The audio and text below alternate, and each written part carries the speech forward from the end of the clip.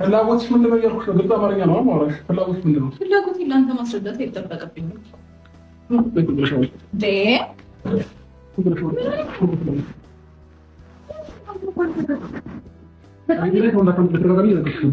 እየተናደድክ ነው ማለት አልገባኝም።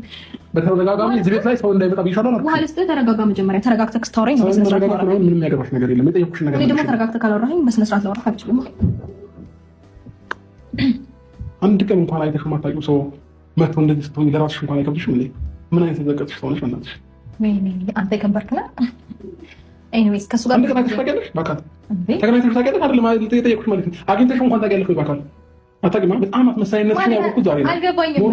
አልገባኝም። ለአንተ የግድ ማሳየት አለብኝ እንዲህ ማድረጋቸው ነው። እኔ የተረዳሁት ምን እንደው ታውቃላችሁ፣ በቃ ማለት ልጁን አይታው እንደማታውቅ ዛሬ እንደመጣ ምናምን የሆነ እሱን ለማስቀናናት እሱን ለማናደድ እንደሆነ አብርሃም ገብቶታል። ለዛ ነው እንደዛ የሆነው። በነገራችን ላይ የሆነ የቆየ ግንኙነት ቢኖራቸው የሆነ ብቻ አላቅም፣ አሁን ተለያየን ባሉበት ጊዜያቶች ወይም ደግሞ ከዚህ በኋላ በሚኖራቸው ጊዜ የ3 የ4 ወር የ1 ዓመት አይነት ግንኙነት ኖሯቸው ግንኙነት አይነት ቢኖራቸው ምናምን አብርሃም እንደዚህ እንደማይሆን አይኑ ያውቀዋላ፣ ረጅም ርቀት እንደሄዱ። ስለዚህ አሁን ለመጣ ሰው እንደዚህ አክት ማድረጓ ለማታውቀው ሰው ምናምን ነገር እንደዚህ የሆነ ኤክሳይትድ ሆና እንደምትፈልገው ደስተኛ እንደሆነች አክት ማድረጓ ምናምን አናዶት ነው እንደዚህ እንዲሆን እያደረገው ያለው። በዛ ላይ ደግሞ አላ ቅናቱም አለ ምናምን ነገር። ሰው የጣሉበትን ሲያነሱበት አይወድም ይባል የለ?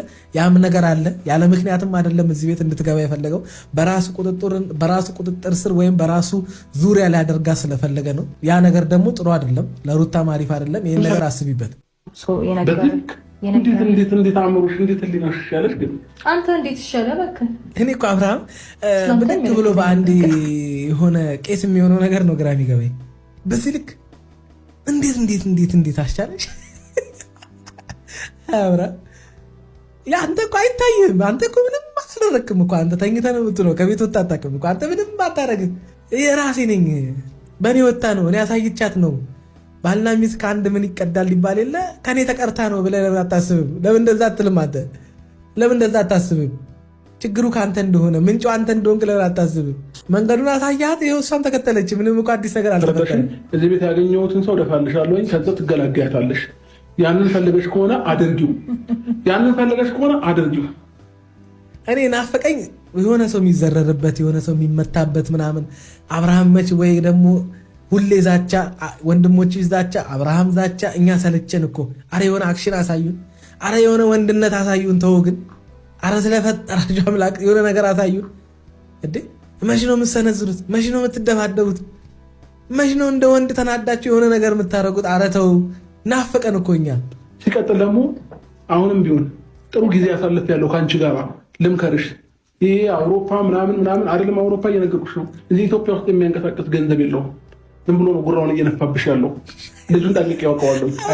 እሷ ታውቀዋለች። እሷ ከአንተ ከመምጣት በፊት እኮ ምንም ቦታ ሳሰጠው ምናምን ነገር ነበር። አንተ መናደድ፣ አንተ ቱግ ማለት ነው እኮ እሷን አሁን እሱን እንደምትፈልገው ምናምን አይነት አክት ያደረገች ባረተው አብርሃም ፊቷን ራሷ አታይም? እያሾፈችብን እኮ። እንደማይጠቅምሽ ደግሞ ምነግርሽ ጊዜ ከአንቺ ጋር ጥሩ ጊዜ አሳልፍ ያሉ ብዬ ስለማስብ እና የልጄ እናት ስለሆንሽ ነው። ዝም ብሎ ነው ጉራውን እየነፋብሽ ያለው። ጠንቅቄ ያውቀዋለሁ ልጁን።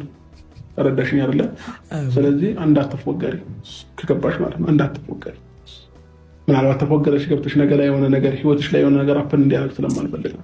በጣም ሰምተሻል? እየመረጥኩ ነው የሚሰማው የፈለግኩት።